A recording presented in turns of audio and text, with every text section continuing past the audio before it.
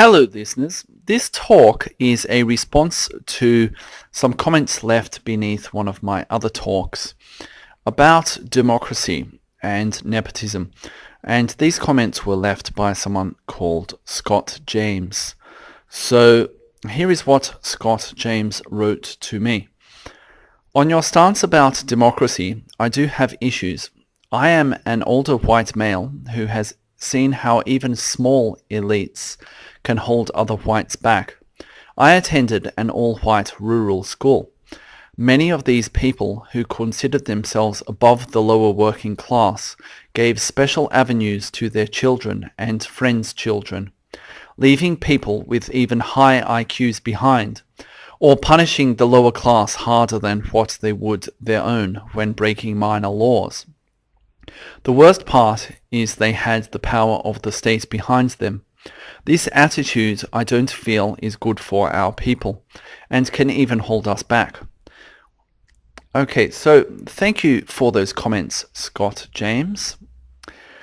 I hope that my answer will at least be thought-provoking, because I'm sure you'll find much with which you'll disagree, but hopefully you'll still find it at least adequate as a response.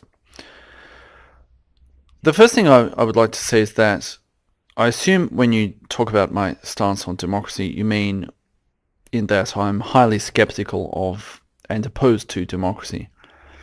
But I actually believe that you're conflating democracy with some other issues: meritocracy, efficiency, and a lack of corruption. Supposedly there are 123 nations out of 192 nations that are democracies.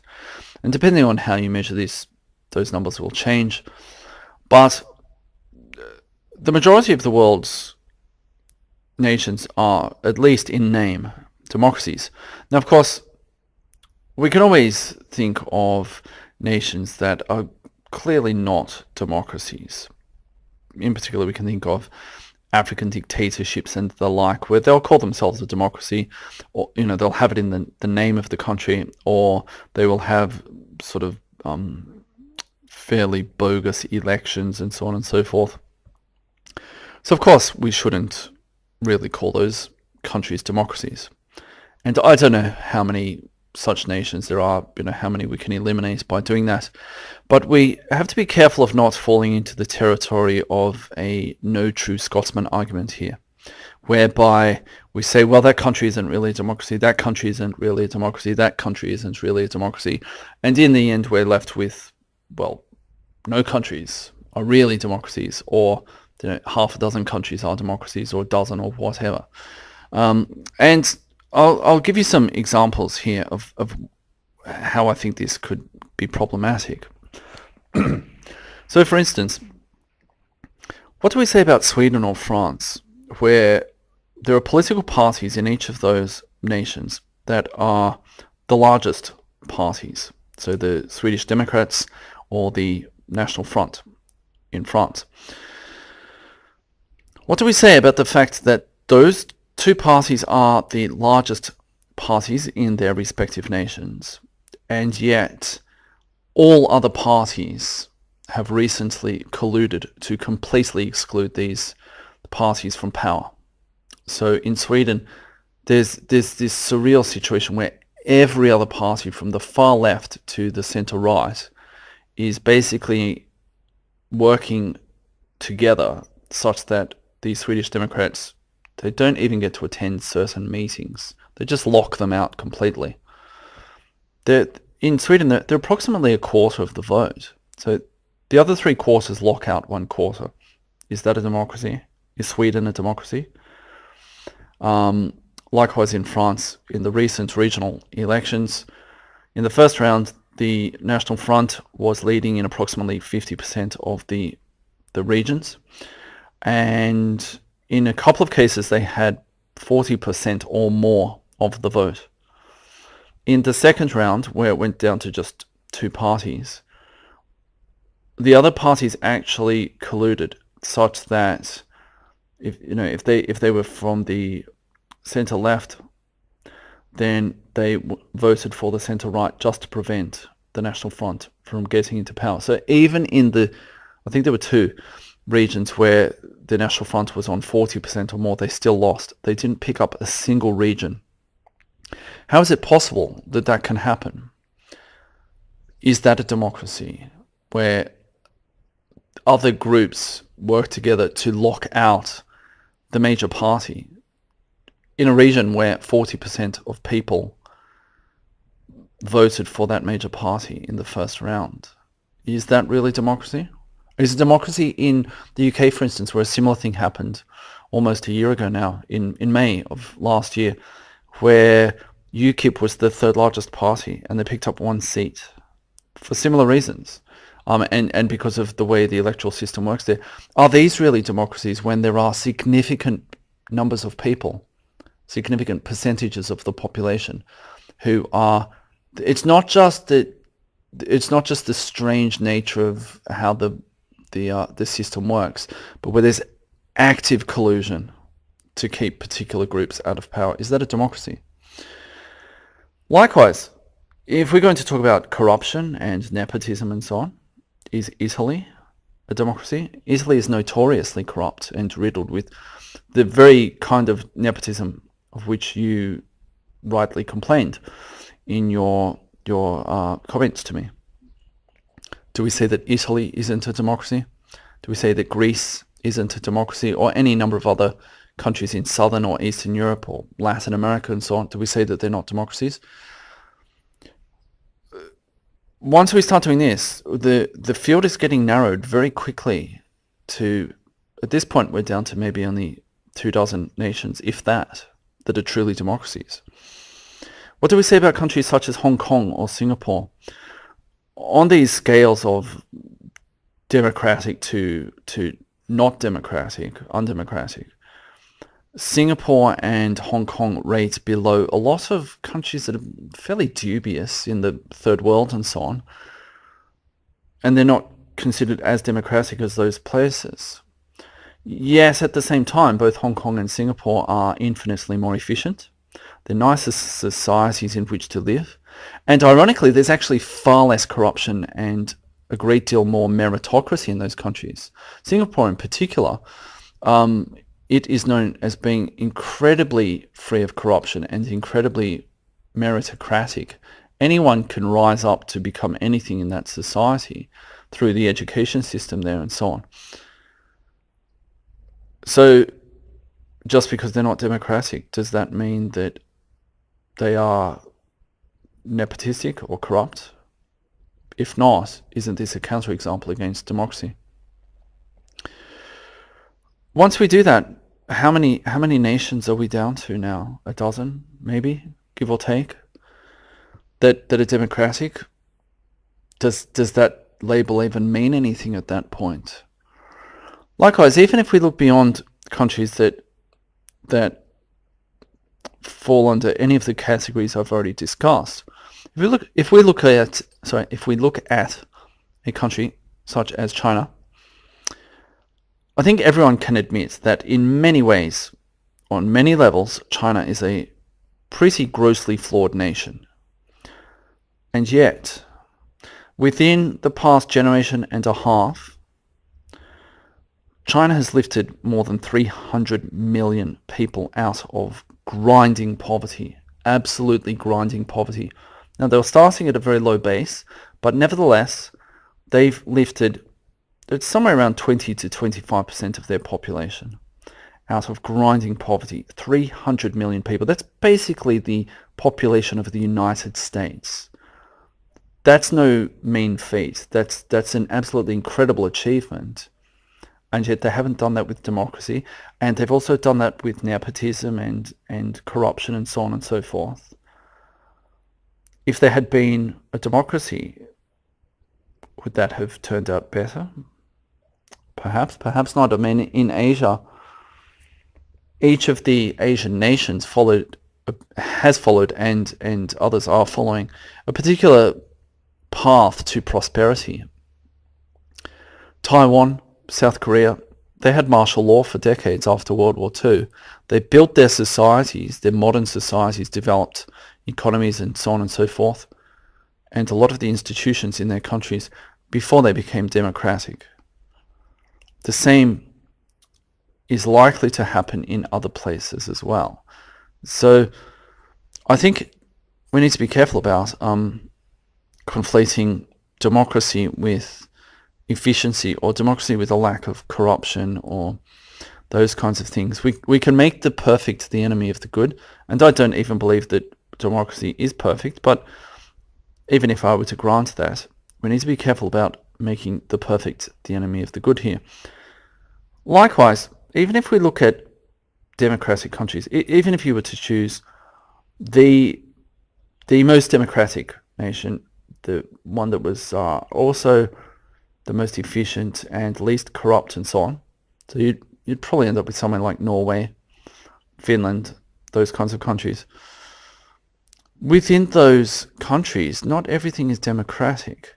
If we look at most of the important institutions, the things that actually keep the society together and run the society, they're not democratic. The military is not democratic.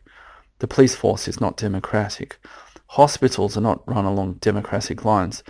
When they have to make all sorts of major policy decisions about operations and which equipment to buy and allocation of resources and so on in hospitals, the neurosurgeon and the janitor don't get an equal say in how those things are decided. In fact, a lot of the time it's not even the neurosurgeon who decides. Schools are not run along democratic lines. The judiciary, legal systems, they're not run along democratic lines. Corporations are not run along democratic lines, and so on and so forth. There are many institutions, both public and private, probably the majority of them actually, if not the overwhelming majority, that are not run along democratic lines. Does that mean that these systems don't work? Does it mean that they can't be efficient, meritocratic, all of these things, that they won't be corrupt? No, I think these are two separate sorts of issues here, and it's people often conflate them because they look around, and what they do is they say, all right, here are all these democracies, and they engage in a no true Scotsman fallacy argument, whereby they say, all right, well, so Norway is a really efficient society, it's doing really well, it happens to be a democracy, but they also happen to ignore that Nicaragua is a democracy. They cherry pick the good examples. They don't admit the bad examples. We need to be careful about conflating these two things here. And this is not to say that I'm actually defending nepotism or other forms of corruption to the extent that they become crippling.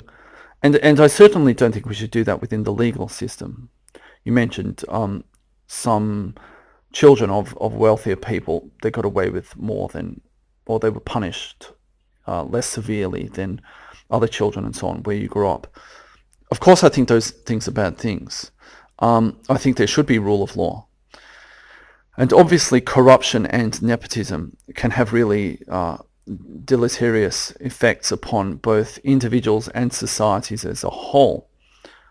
That said, there is always going to be a certain amount of nepotism in any group of people, because that's human nature.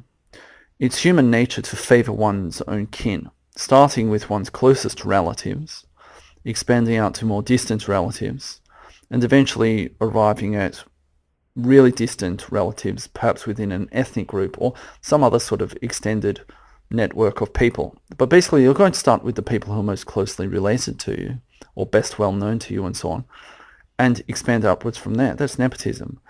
And I don't think any society will ever be able to get around this entirely, because this has a very real basis in evolution, in survival. I should perhaps add at this point that I don't believe in any kind of weak view of history. I don't believe in any sort of utopian view that we can create a perfect system, or even that we will eventually arrive through natural means at a perfect system. I think every system has its flaws, and every system is likely to degenerate after a certain amount of time. In fact, inevitably will degenerate. Nothing lasts forever and nothing is perfect. So I don't think that we can ever solve this problem because, as I'll talk about later on in this talk, whatever we do to try to solve one thing almost invariably creates unintended consequences that set in motion other problems that eventually overwhelm a system. And that's why I don't believe that we can ever create a perfect system in anything, not just with this. Building a house will eventually fall down. Everything has its day, and that's also why I don't believe in the weak view of history. I think things are cyclical, things rise and things fall. Now, obviously that doesn't mean I just want to say, oh well, that's just how it is, we just have to deal with it. We can never change anything, we can never improve anything. But I think this is it's sort of a spiritual issue, I think, more than anything else. Ideally, any society would recognize the long-term detrimental effects of allowing nepotism to become too prominent, and not allowing people who have real talent to emerge and rise to the top. But recognition of this issue and how to deal with it is a fairly nebulous thing. People will have problems recognizing this because a lot of people have problems with abstract thinking or thinking long-term, drawing conclusions and so on. And particularly when you put them in groups, and particularly the more diverse those groups are, whether it's diversity in terms of different members of those groups or geographical diversity, because eventually geographical diversity will create differences between the people in those different geographical regions, and those will eventually become new peoples or new cultures.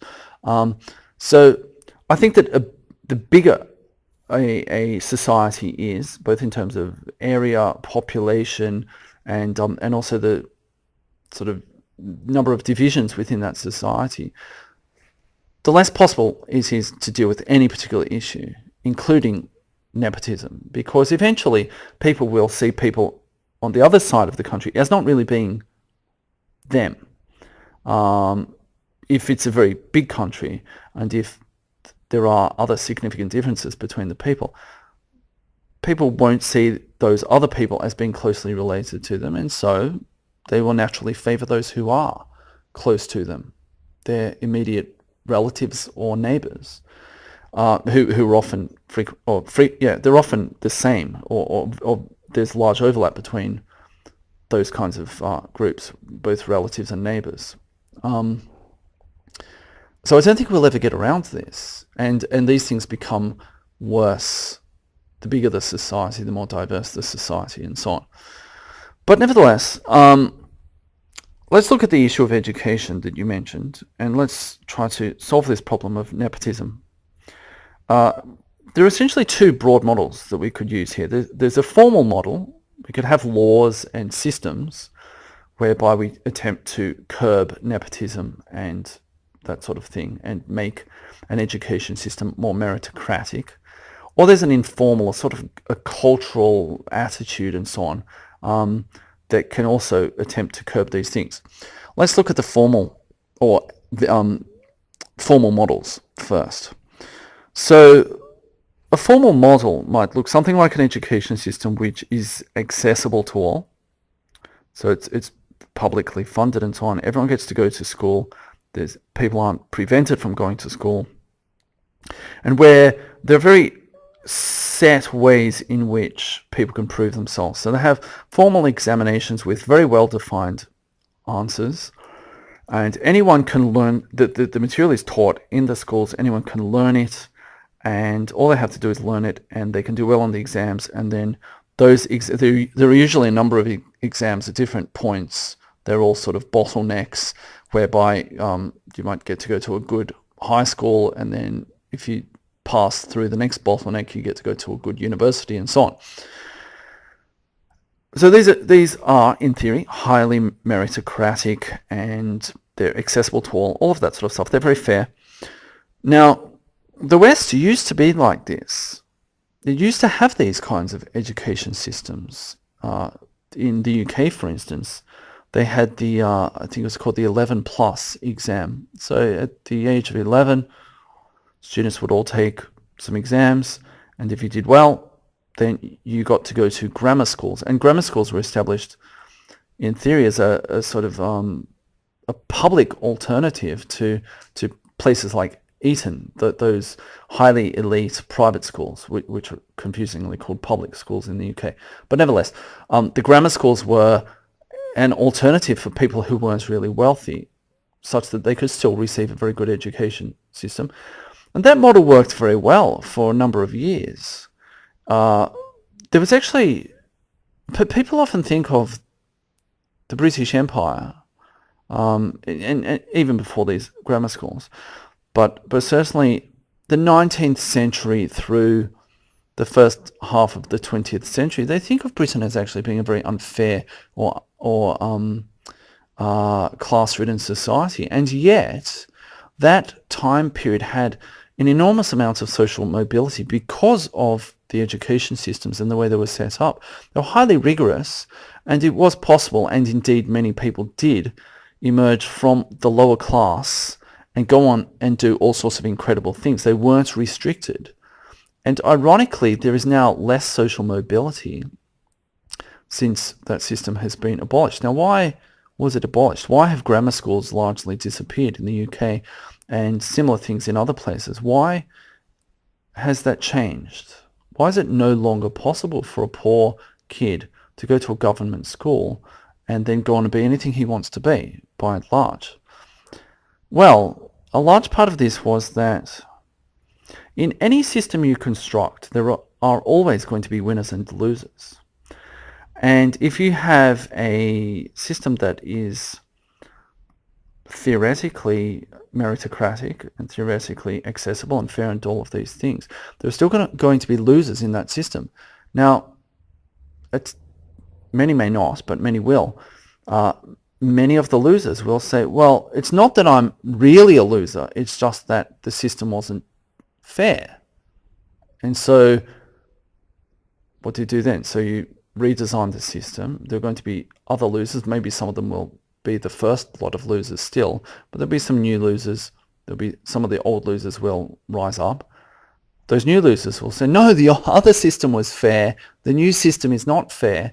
And so ultimately, the entire thing degrades because people will keep pointing fingers and saying, well, that's elitist, that's unfair, all of this sort of stuff. And then the entire ethos becomes one of egalitarianism. There'll be a big push for egalitarianism so that everyone is the same. You don't have winners and losers.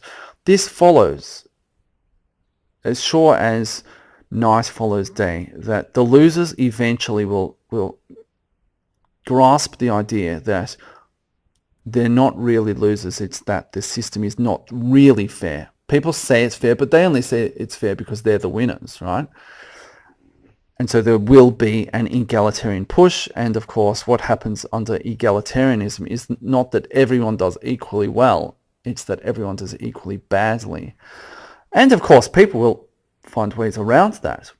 There will still be private education, or there'll be other things such as the resources in the home and all of this sort of stuff. And the irony is that the sort of class divisions will actually be further entrenched, because then it comes down to money, who can buy their way out of this atrocious system. Or the way to get around that is to just have fully fledged communism. But even in communism, there were winners and losers. There are always going to be winners and losers.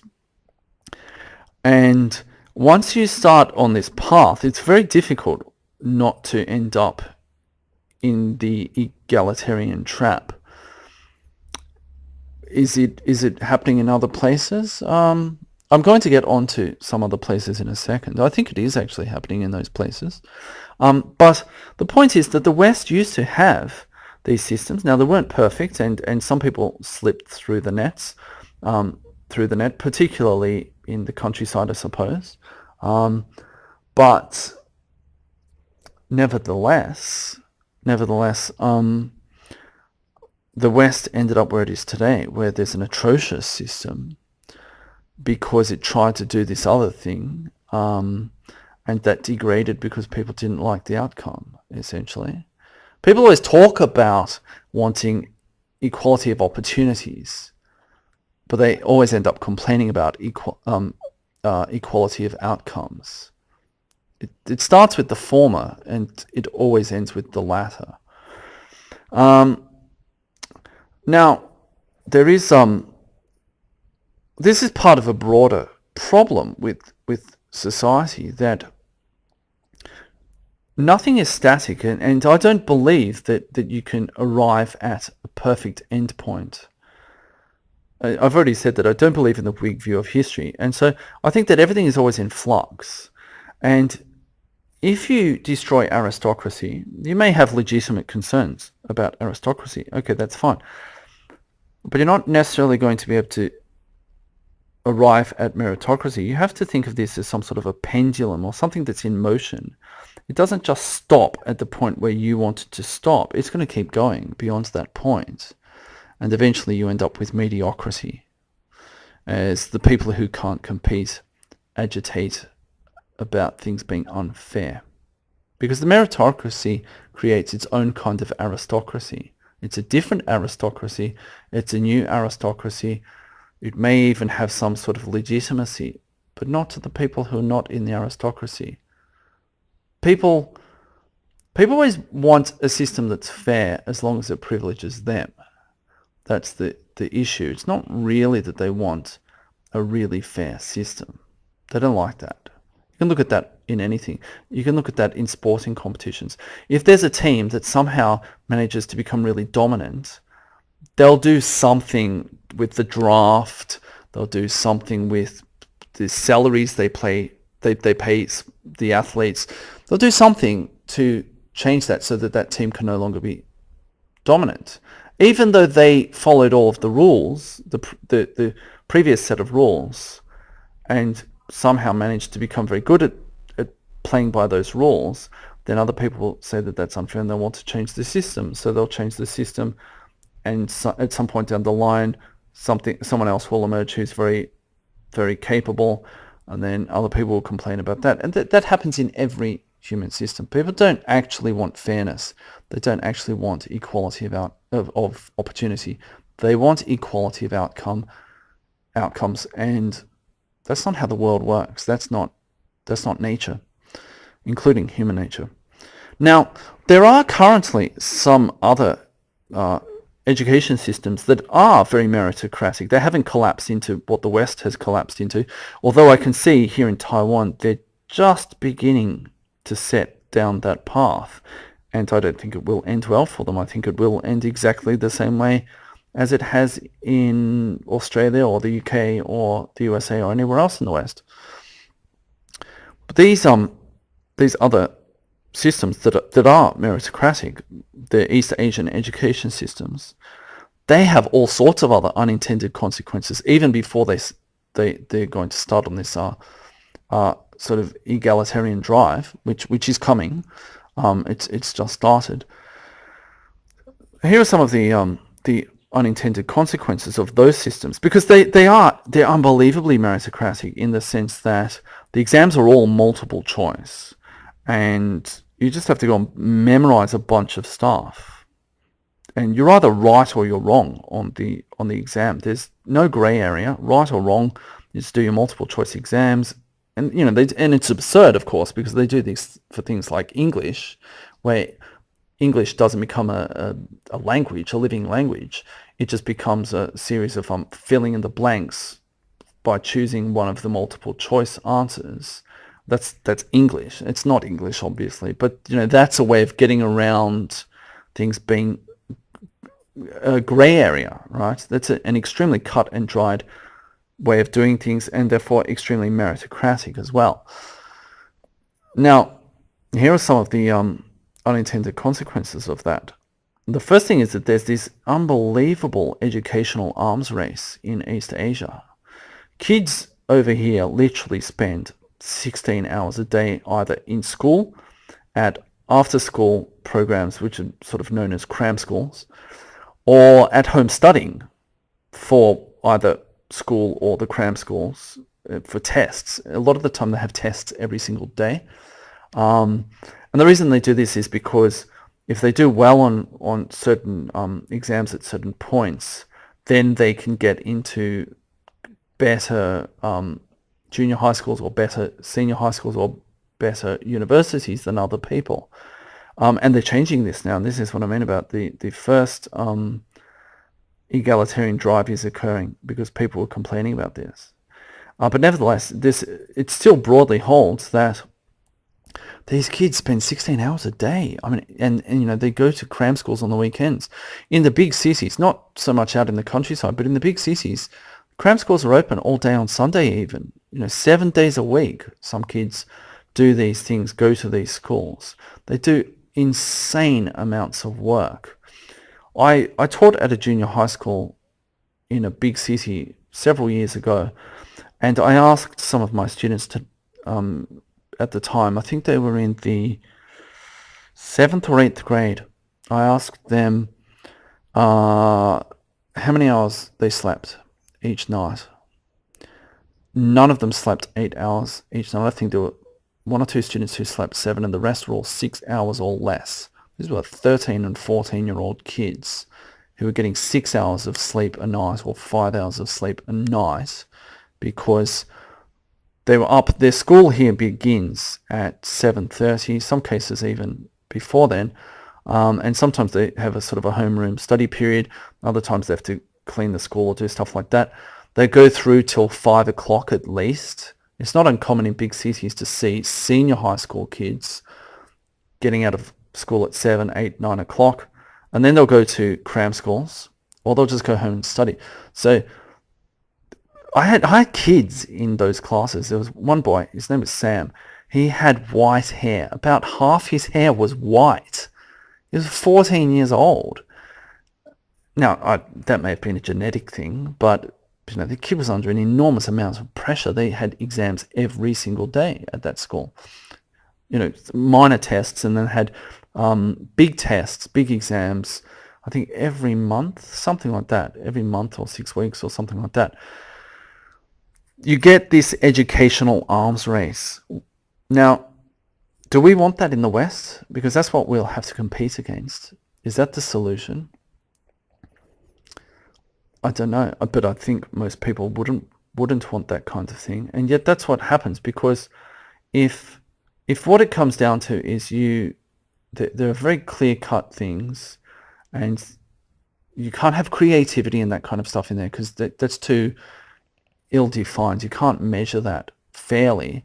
So if you have a bunch of multiple choice tests or something like that, then if one guy just goes and studies a heap and can do well, then that's the new bar. Everyone else has to do that minimum amount of work in order to compete. So then someone tries to get ahead by doing even more, and then everyone has to raise the bar again.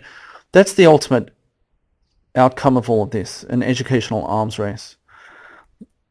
Further to this, I mentioned earlier cram schools. The cram schools are basically schools where you go there and they literally cram information into kids. So they just memorize a bunch of stuff for the tests at their normal schools. So they finish school at 5 o'clock or whenever they finish, and then they go to cram school after school, or they go there on the weekends. And I should also mention that at a lot of junior high schools and senior high schools, kids go there on Saturdays as well. That's not uncommon in Taiwan. So they go to these cram schools, and there's someone who's really good at knowing what's going to be on the exams. They try to randomize these exams, but they sort of repeat the same questions every few years. And so basically what these guys do is they get copies of all of the old exams, and they're really good at distilling the exact information from the curriculum, because there'll always be extra stuff in the curriculum that's not really that important. They cut all of that away, and they just cram this stuff into these kids. It's incredible to see these kids, actually, the way they can do this stuff. The way they can memorize stuff here is unbelievable. Kids here have incredible memories, adults as well, actually. They're just unbelievable at memorizing stuff. Now,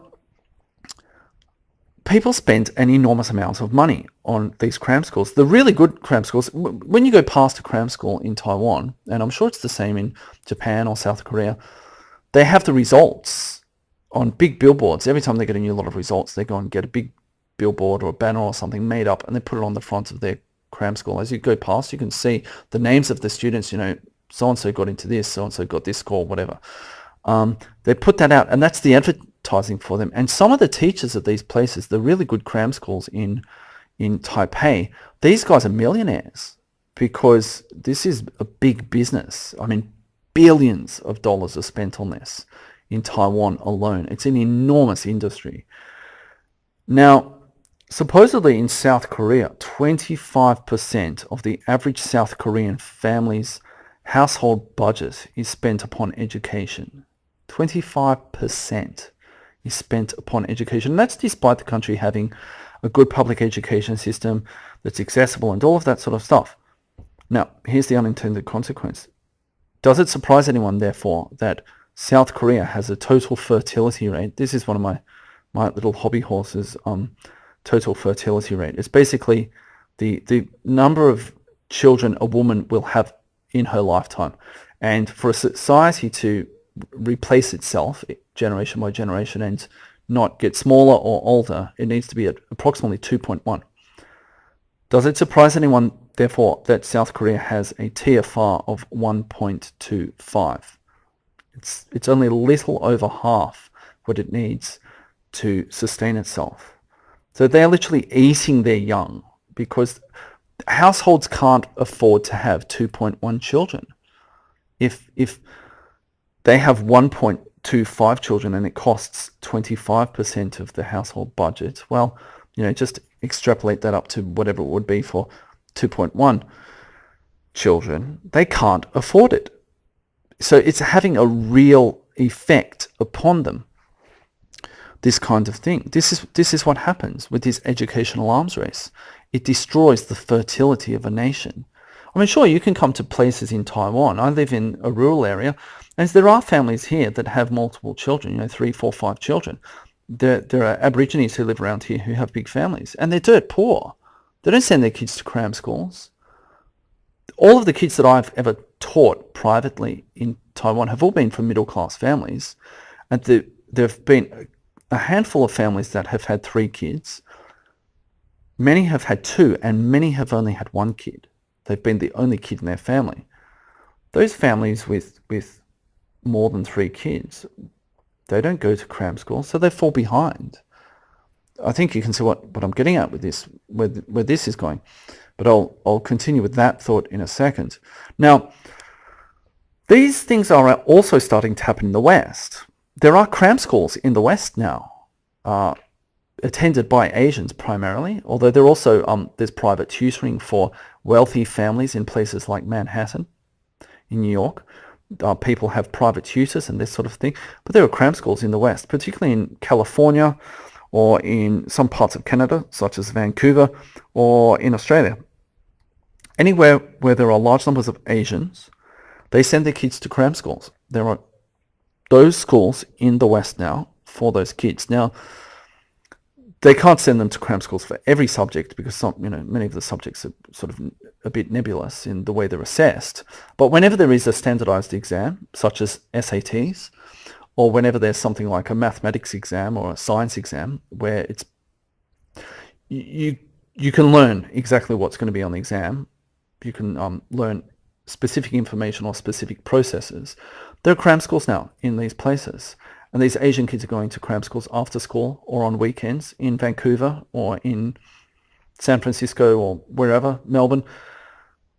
And they're out competing the local kids. Because the local kids, the white kids or other coloured kids in these places, they don't go to cram schools. So the educational arms race is coming to the West.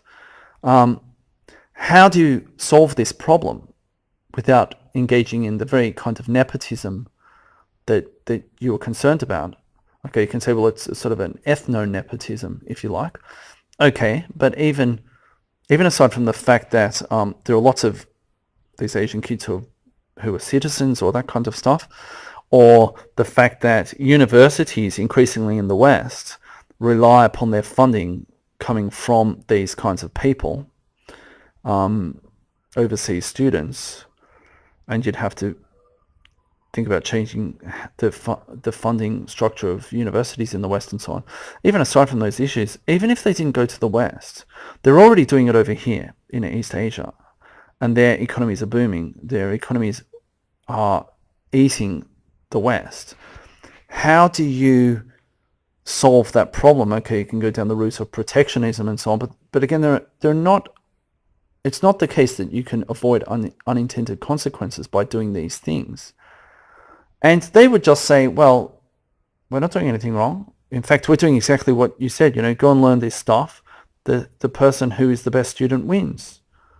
And this is a broader problem with these formal models, because even if we didn't have other ethnic groups,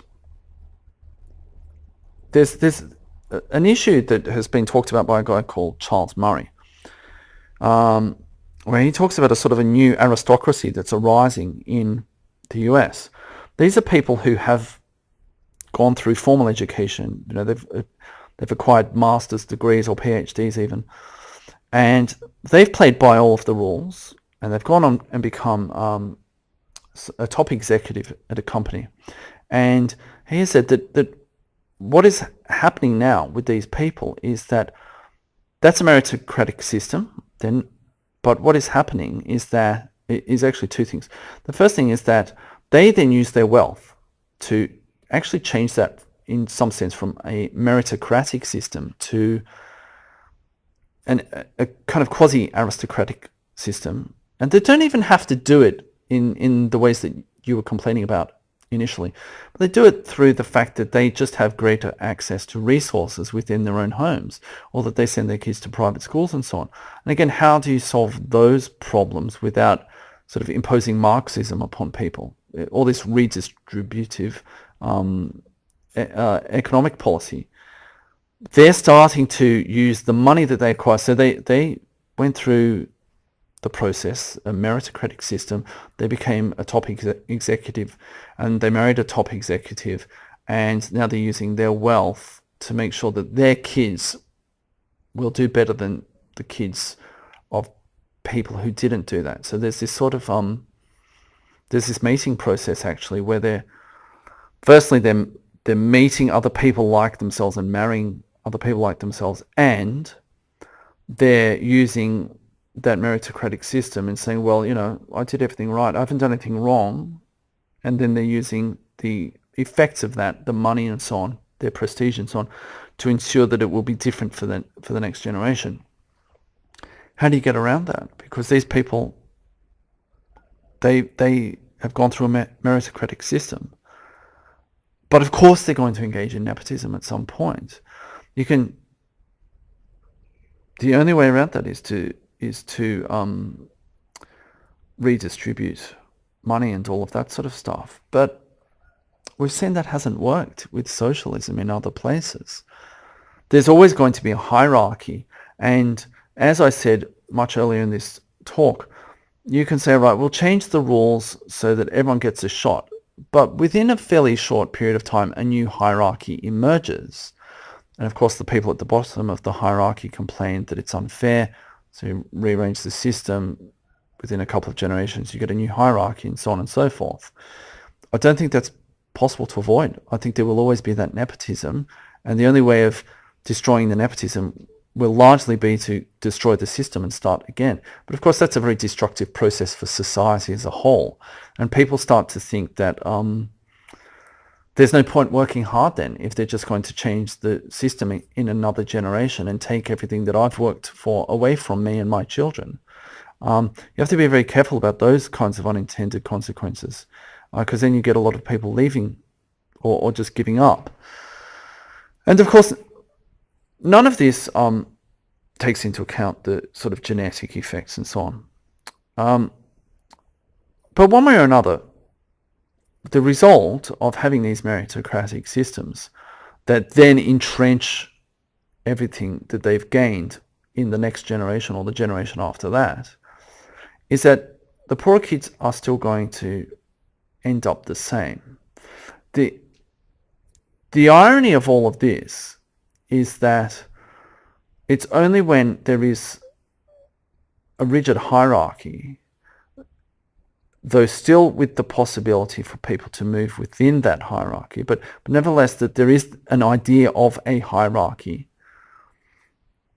that there will be opportunities for poorer kids to move up through that hierarchy. As I said, the old systems in the West, they used to work, but they were deliberately broken down because people didn't like them. I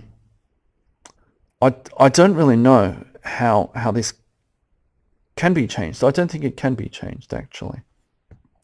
There are always going to be winners and losers, and the losers are always going to complain. Now, we might say, okay, what about informal models? What about sort of cultural or religious or philosophical ways of dealing with this?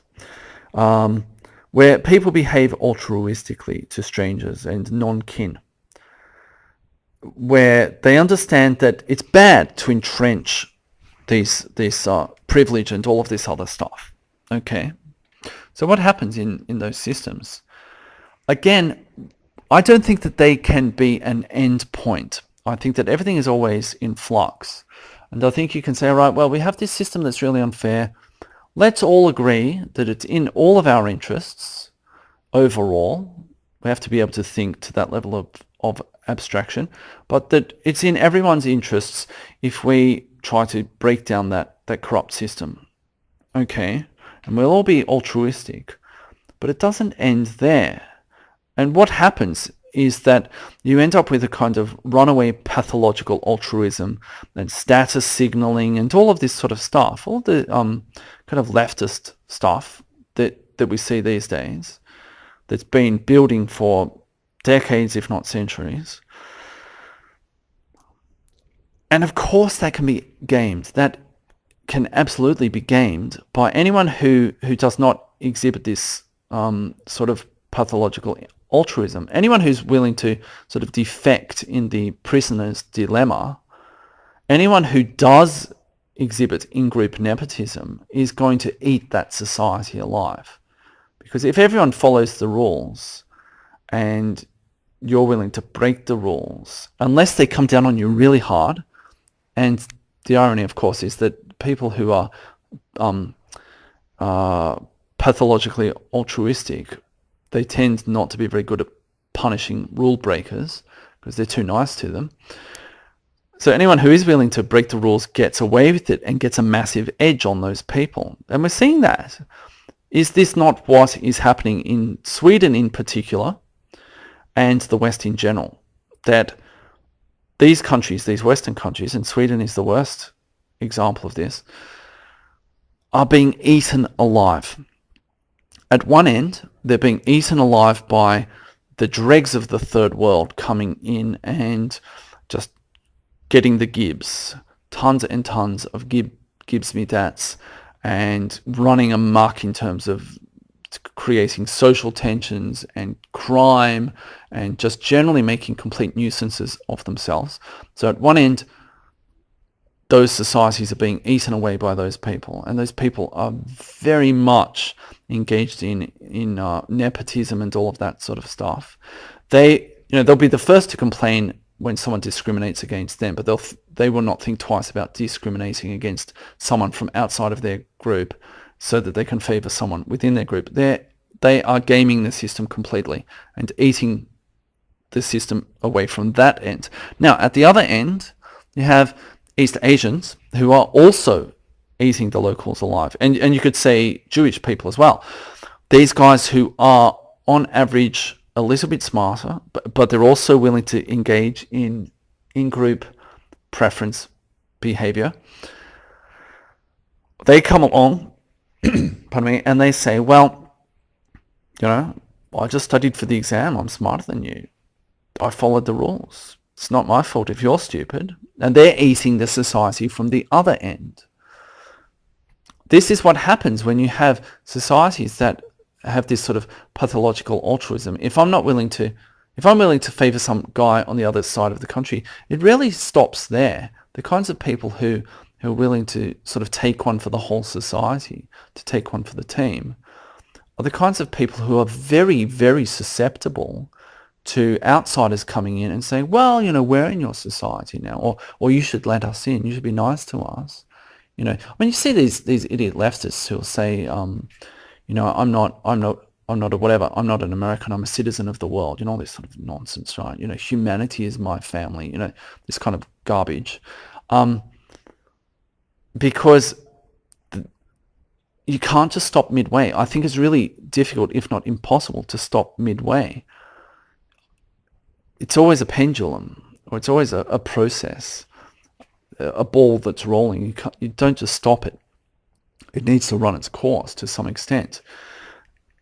So these informal models, these cultural models, and in many ways the sort of the educational models, the formal systems have grown out of the informal systems.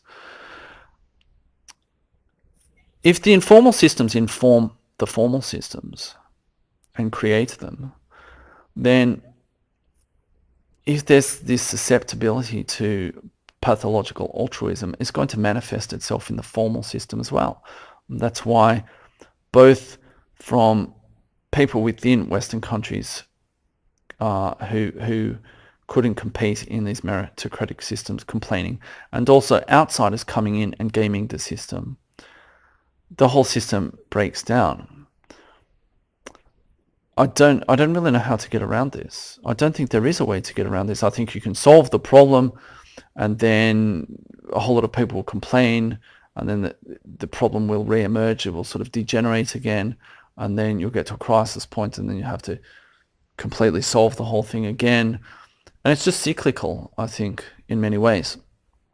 Maybe that's not the answer you want. Maybe there is actually a way of arriving at some sort of golden mean. I don't think so, but maybe there is a way of arriving at a golden mean somewhere between pathological altruism at one end and nepotism at the other. And maybe you can hold that line for a very long time. Maybe it doesn't have to be in flux. But to bring it back to the original question about democracy, I don't know if it has anything, certainly not much, but probably not even anything to do with democracy.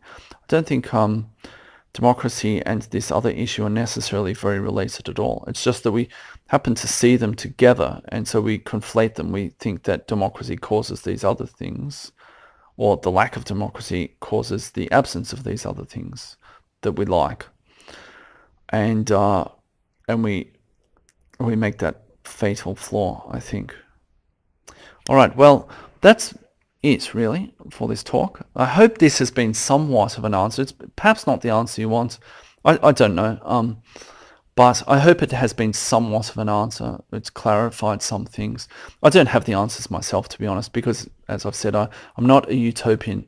I don't believe in any kind of Whig view of history that we're going to eventually arrive at some perfect endpoint, whether by our own design or naturally, just stumbling upon it. I don't believe that's the case. I think everything rises and everything falls. So, if we don't agree on that kind of basic idea that whether there's a linear progress with an end point, or whether everything is sort of a circle or something like that, then we probably can't find common ground on that. Nevertheless, I hope it's been interesting to you and answered something at least. And to everyone else, I hope this has also been interesting. Thanks for listening.